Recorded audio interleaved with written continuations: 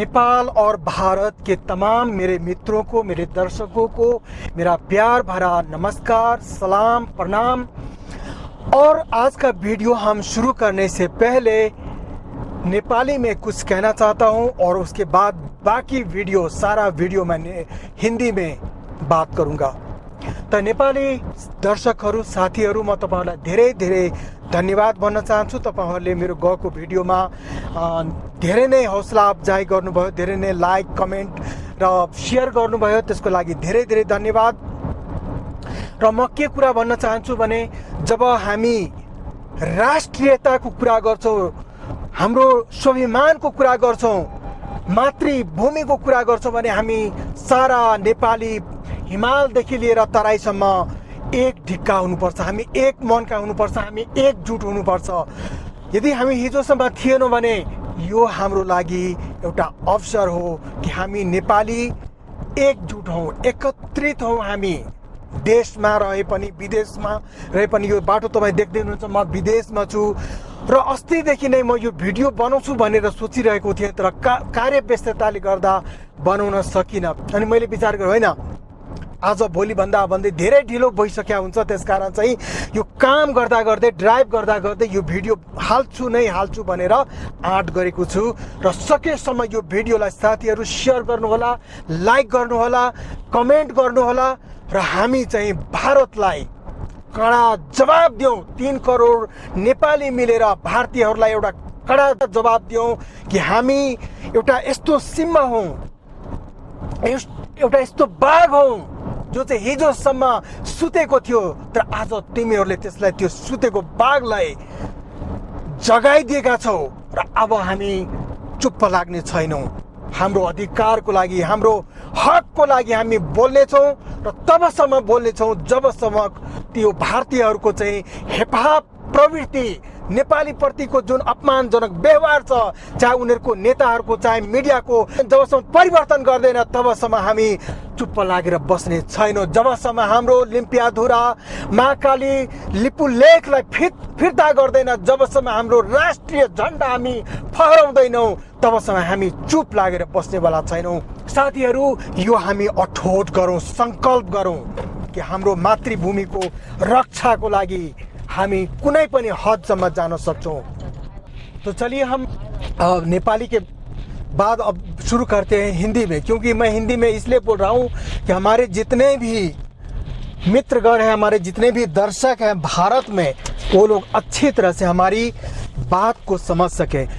दोस्तों, ये वीडियो बनाने का उद्देश्य ये नहीं है कि भारत और नेपाल के बीच में कोई आपसी लड़ाई हो, मनमुटाव हो, लेकिन इसलिए है कि हम आपके अपमान से और आपके अपमानजनक व्यवहार से, जिस तरह से आप लोग और आपकी मीडिया हमारे साथ अपमानजनक व्यवहार कर रहे हैं, अब और ज़्यादा हम उसको सहन नहीं कर सकते।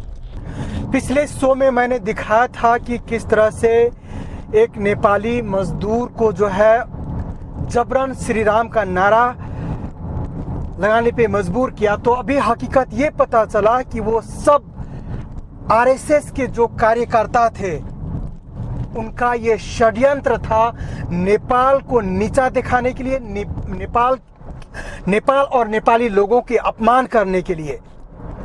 तो इसी बात से पता चलता है कि आप लोग कितना महान हो। क्या बोलेंगे इसको, महान या गिरे हुए?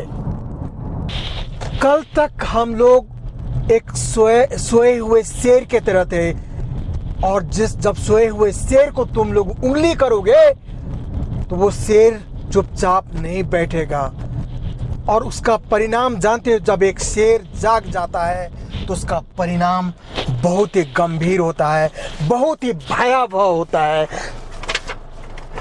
जी हाँ, हम नेपाली एक शेर की तरह हैं, एक लायन की तरह। हम लायन किंग है, और शेर का तुम असलियत जानते हो कि शेर अपना शिकार खुद करता है।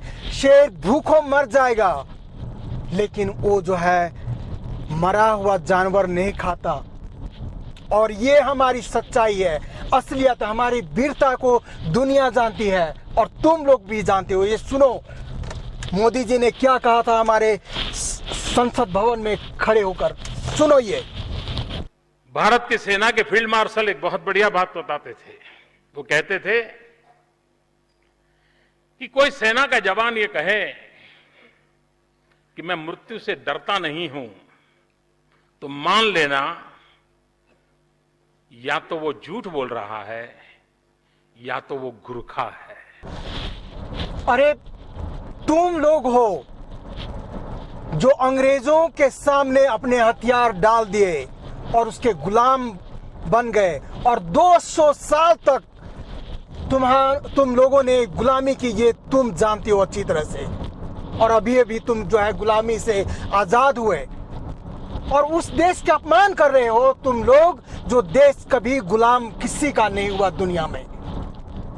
और उससे तुम ये कहते हो कि हम तुम्हारा हुक्का पानी बंद कर देंगे। क्या करोगे? तुम्हारा क्या औकात है कि तुम हमारी हुक्का पानी बंद करोगे? अरे हम वो स्वाभिमानी वीर नेपाली है, हम भूखों मर जाएंगे, लेकिन तुम्हारे अभिमान के सामने, तुम्हारे अहंकार के सामने हम घुटने नहीं टेकेंगे। ये है हमारी फितरत। अरे तुम लोग उस देश के वासी हो जहां 100 में 99 बेईमान, फिर भी तुम्हारा नारा है मेरा भारत महान। ये है तुम लोगों की महानता। अरे वो महानता जहां जिस देश में मासूम बच्चे सुरक्षित नहीं है, अबला नारियों के साथ वहां पे अत्याचार होता है, उसके साथ बलात्कार होता है। अरे मेहमानों को, विदेशी मेहमानों को तुम लोग सारे आम जलाने वाले लोग हो। ये है तुम्हारी सभ्यता की पहचान। अरे तुम्हारी पहचान ये है कि जय श्री राम के नारे लगाकर, अब अल्लाह अकबर के नारे लगाकर एक दूसरे की कत्ल करते हो। कभी मंदिर के नाम पे, कभी मस्जिद के नाम पे हिंसा करने वाले लोग हो। और हमें सिखाओगे तुम तहजीब, हमें सिखाओगे सभ्यता। अरे तुम्हारे देश में ऐसे पत्रकार है जो जिसे चाटुकार भी कहना शर्म की बात होगी। वो सुधीर चौधरी हमें कहता है कि नेपाल डर गया हमारे मीडिया से, हमारे पत्रकार, हमारे देश के पत्रकारों से। अरे चाटुकारों, सुधीर चौधरी की हकीकत क्या हम नहीं जानते हैं? जो तिहाड़ जेल जा चुका है, वो पत्रकार के नाम पे दलाली करने वाला, बीजेपी के टुकड़ों पे पलने वाला वो एक पत्रकार, जो पत्रकार कम, चाटुकार ज्यादा है, दलाल ज्यादा है, भड़ुआ ज्यादा है, और वो हमें हमारे स्वाभिमान पे उंगली उठाएगा कि हम नेपाल डर गया। अरे हम तो उससे भी नहीं डरे जिससे सारी दुनिया डर गए थे, जो सारी दुनिया उसके आगे घुटने टेक देती, यानी ब्रिटिश के सामने। हम तो उसके आगे भी घुटने नहीं टेके। और जहां तक डरने और डराने की बात करते हो, हम नेपाली की फितरत है कि पहले हम खुखरी से गर्दन काट देते हैं, उसके बाद हम कहते हैं कि काट डालूंगा। ये है हमारी फितरत। हम कायर डरपोक नहीं है। अरे कुछ भड़ुए हैं हमारे देश में, गद्दार, जो रहते हैं यहाँ के और तारीफ करते हैं तुम्हारे भारत के। कुछ हमारे नेतागण भी है जिसके इशारे पे आज तक तुम हमारी अपमान कर रहे थे, लेकिन अब हम जनता लोग जागरूक हो गए हैं। हम तुम्हारे अपमान को सहने वाले नहीं हैं। अन्याय सहना और अन्याय करना दोनों अपराध है। बल्कि मैं तो ये कहावत तो ये है, अन्याय करना अपराध है तो अन्याय को सहना उससे बड़ा अपराध है। अरे कब तक हम तुम्हारे जुल्म सितम को सहेंगे? तुम कहते हो कि जब पाकिस्तान की बारी आती है, यानी एक कमजोर मुल्क का बारी होता है, जब एक कमजोर पड़ोसी का बारी आता है, तो तुम्हारे पीएम 56 इंच का सीना दिखाते हैं, तान देते हैं और उनको कहते हैं घर में घुस के मारेंगे। नेपाल की जब बारी आती है तो आर्थिक नाकाबंदी कर देते हो। ये है तुम्हारी महानता? ये है तुम लोगों की महानता? जवाब दो। अरे कमजोर पे जुल्म ढाना कोई महानता नहीं है, वो कायरता है, दुनिया जानती है। तुम्हारी वेदों में देख लो, धर्म शास्त्रों में देख लो। अरे हम वो देश है बुद्ध का जन्मभूमि, हम शांति से रहना चाहते थे, शांति से जीना चाहते थे, लेकिन तुम लोग हमारी उंगली कर रहे हो, भड़का रहे हो हमें। हमारा विस्तारवादी नीति न कभी था, न कभी रहा है, न आज है। हम तुम्हारे तरह जो है अपने पड़ोसियों की जमीन हड़पने वाले मुल्क में से नहीं है। हम ईमानदार लोग हैं, स्वाभिमानी लोग हैं नेपाली, और हमें गर्व है इस बात की कि हम स्वाभिमानी हैं। हम गरीब हैं, लेकिन तुम्हारे तरह जो है बेईमान नहीं है। जब हम हर एक नेपाली का एक ये अनुभव है कि जब हम बॉर्डर के उस तरफ जाते हैं, यानी भारत में जाते हैं, तो हर कदम पे हम तुम्हारे अपमान का सामना करते हैं। चाहे बस अड्डा हो, चाहे रेलवे स्टेशन हो, चाहे हॉस्पिटल हो, चाहे सार्वजनिक स्थल हो, हर नेपाली ये गवाही देगा कि हमें तुम्हारे एयरपोर्ट से लेकर के फुटपाथ तक अपमान का सामना करना पड़ता है। यह है तुम लोगों की देश की महानता, यह है तुम लोगों की सभ्यता। अरे हमारे देश में भारतीय लोग आते हैं, हम उनको सम्मान करते हैं, कभी भी हम उस तरह से व्यवहार नहीं करते हैं जिस तरह से हमारे साथ भारत में व्यवहार किया जाता है। हम कभी भी किसी भी भारतीय के साथ वो व्यवहार नहीं करते हैं जो हर एक नेपाली के साथ भारत में किया जाता है।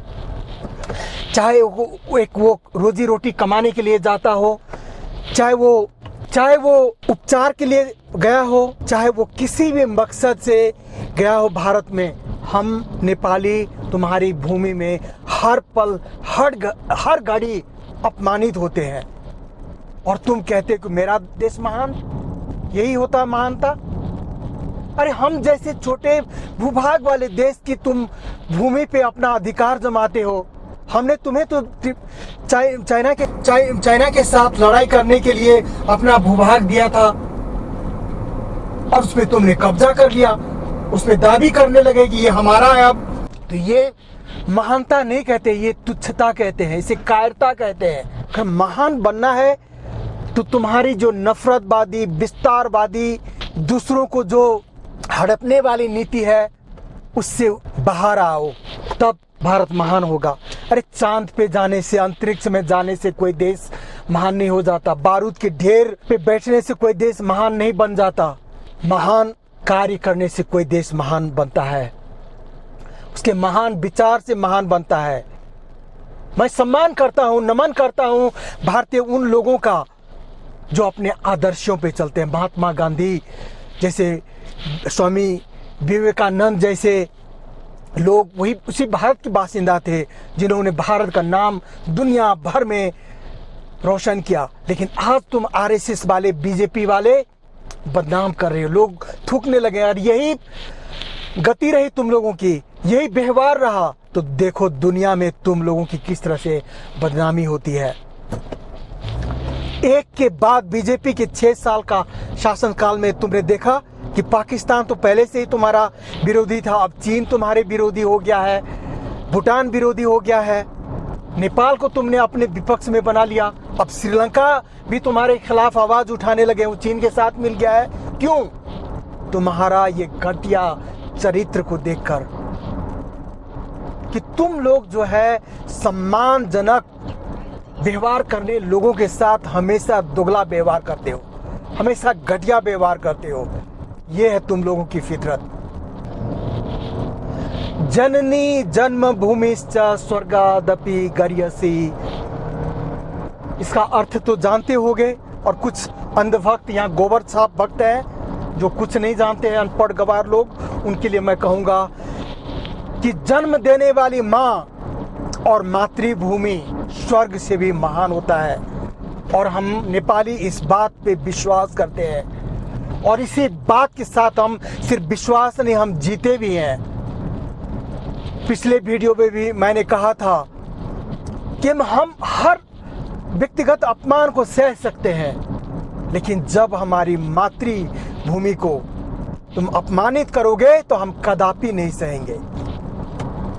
बहुत सह लिया, अब हम जाग गए हैं। तो दोस्तों, मैं अंत में यही कहूंगा कि रोटी बेटी का जो संबंध था वो हमारे तरफ से था, हमने निभाया एक तरफा, और ताली जो है 2 हाथों से बजती है, एक हाथ से नहीं। मैं फिर भी भारत की जितने भी न्याय प्रेमी लोग हैं, सज्जन लोग हैं, मैं आप लोगों से विनती करता हूं कि आप सच्चाई की साथ दें, न कि आपकी निकम्मी सरकार की हाँ में हामी मिलाएं आप। अरे कहावत है, सत्यमेव जयते, सत्य की जीत होती है। ऊपर वाले के घर में देर है लेकिन अंधेर नहीं, और हम सत्य के नींव पे खड़े हैं और जीत हमारी होगी।